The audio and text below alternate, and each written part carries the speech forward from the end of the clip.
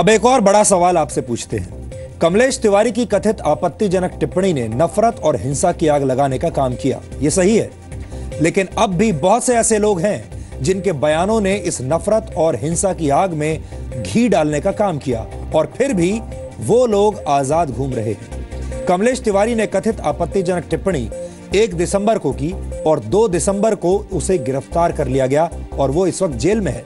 लेकिन इसके बावजूद कुछ मुस्लिम धर्मगुरुओं के दिल में नफरत की आग शांत नहीं हुई। बिजनौर में 4 दिसंबर को जुम्मे की नमाज के बाद बड़ी संख्या में मुसलमान सड़कों पर उतर आए थे और गुस्से का इजहार करने लगे थे।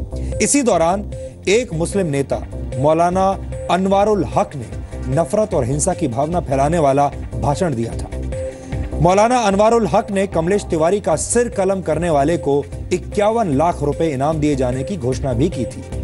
हम आपको मौलाना अनवारुल हक की हेट स्पीच का वीडियो आज दिखाना चाहते हैं। यह वीडियो दिखाने के पीछे हमारा मकसद यह है कि धर्म के चश्मे को उतारकर अपराध और अपराधी को देखा जाना चाहिए। हम किसी की भावनाओं को ठेस नहीं पहुंचाना चाहते। ये काम वो लोग करते हैं जो कानून के सम्मान की धज्जियां उड़ाकर नफरत से भरे बयान देते हैं। आज जिला बिजनौर के सभी मुसलमान बिजनौर कलेक्ट्रेट के सामने जमा हुए हैं और सबने एक जुबान ये कहा है कि जो कमलेश तिवारी ने हमारे नबी साहब की शान में गुस्ताखी की है और साध्वी पराची और योगी आदित्यनाथ और साक्षी महाराज और दीगर फिरका परस्त आए दिन बदतमीजी करते रहते हैं, तो ये सिलसिला कब तक चलता रहेगा? इससे देश के संविधान के ऊपर ये लोग लात मार करके कानून तोड़ करके भड़काऊ भाषण देते हैं। किसी भी धार्मिक चीज को नुकसान पहुंचाना, किसी भी धार्मिक चीज पर टिप्पणी करना यह गलत बात है। कमलेश तिवारी के खिलाफ आज तमाम मुसलमानों ने प्रदर्शन किया है और यूपी सरकार और हमारी अदालतें इसको सजा देती हैं तो ठीक, वरना बिजनौर के मुसलमानों की तरफ से उसका सर कलम करने का 51 लाख रुपए का ऐलान किया गया है। 51 लाख रुपए बिजनौर के मुसलमान देंगे जो उसका सर कलम करेगा। किसी भी कीमत पर कोई बदतमीजी, चाहे कमलेश तिवारी हो या मोहम्मद सलमान हो या फिर कोई और सिख समाज से हो या ईसाई समाज से हो, लेकिन अगर कोई किसी के मजहब में करता है या मैं करता हूं किसी हिंदू धर्म के बारे में या इस्लाम धर्म के बारे में, तो बख्शा नहीं जाएगा, सजा दी जाएगी, करारी सजा दी जाएगी। कमलेश तिवारी तो जेल में हो या कहीं भी हो, लेकिन बच नहीं सकता है। ये चेतावनी है जिला बिजनौर के नहीं बल्कि पूरे हिंदुस्तान के मुसलमानों की कि तुझे अगर अदालत सजा देती है तो ठीक, वरना मुसलमान खुद अपने हाथों से सजा देने के ऊपर मजबूर होंगे। हमारा मानना है कि अगर कमलेश तिवारी जैसी मानसिकता का कोई शख्स किसी संप्रदाय के लोगों की भावनाओं को ठेस पहुंचाने वाला बयान दे तो उसे कानून के मुताबिक सजा जरूर मिलनी चाहिए और यही कारण है कि कमलेश तिवारी इस वक्त जेल में है। लेकिन सवाल यह भी है कि अगर आपत्तिजनक टिप्पणी के आधार पर कमलेश तिवारी को गिरफ्तार किया जा सकता है तो फिर हमारे देश का सिस्टम अनवारुल हक की गिरफ्तारी को लेकर इतना सुस्त क्यों है? यह आइडिया हमारे सिस्टम को क्यों नहीं आया? क्या इंसाफ को धर्म के चश्मे से देखना सही है? अपराधी चाहे हिंदू हो या मुसलमान या फिर किसी और धर्म का, उसे कानून के मुताबिक अपने किए की सजा मिलनी ही चाहिए। भारत एक लोकतंत्र है और लोकतंत्र का मतलब यह नहीं होता कि धार्मिक उन्माद से भरी भीड़ सड़कों पर खुद सजा देने का काम करने लगे। हमें इस बारे में गंभीरता से सोचना होगा।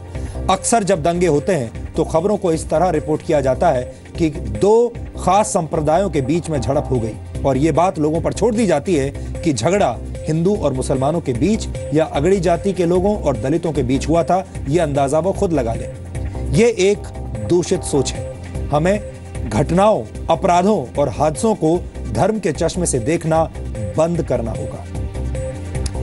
और अब 2011 की जनगणना के कुछ ऐसे आंकड़ों की बात करते हैं जिन्हें देखकर आप हैरान रह जाएंगे, क्योंकि कुछ नए आंकड़े जनगणना को लेकर हमारे पास आए हैं। ये ताजा आंकड़े हैं जिनमें यह बताया गया है कि कौन से धर्म के कितने फीसदी लोगों के पास काम है और वो किस तरह के रोजगारों में लगे हुए हैं। यह हमारे देश के तमाम लोगों का एक ब्रेकअप है। 2011 की जनगणना के मुताबिक भारत में वर्किंग पॉपुलेशन यानी रोजगार में लगे लोगों की संख्या 48 करोड़ 20 लाख है। यानी हमारे देश की 40% आबादी वर्किंग है यानी कामकाजी है, जिसमें से 55% खेती में, 41.2% उद्योगों और सेवा क्षेत्र में और बाकी बची 3.8% आबादी छोटे मोटे व्यवसायों में लगी है। धार्मिक दृष्टि से अगर देखा जाए तो देश की 33% मुस्लिम आबादी के पास ही रोजगार है। यह संख्या बाकी सभी धर्मों की वर्किंग पॉपुलेशन यानी कामकाजी आबादी से कम है। भारत में 36% सिख, 41% हिंदू, 42% ईसाई और 43% बौद्ध आबादी किसी न किसी तरह के रोजगार में लगी है।